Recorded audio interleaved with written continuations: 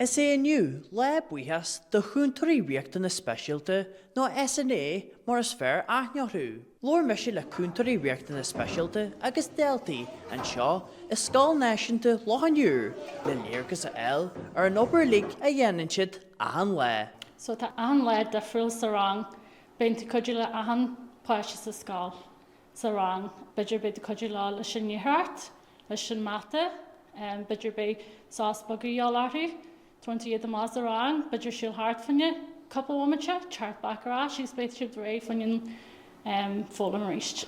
Fás ínta speisialta tan, beinti tuairt taceart in na páistí le.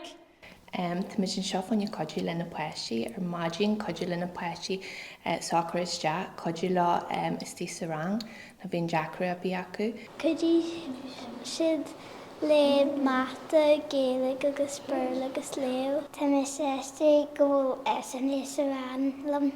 Tá mé sésta go bhfuil le mór ag na SNA inniu. Tá muid ionta brád bhfuil go an le ceilirú seo an agus beneart Mil seagaí agus rudí deasan seo le tiispan don na Cúntóirí Riachtanas Speisialta ggóil me dinne ionta brád lasú agus gur páirt learna an scáiliad.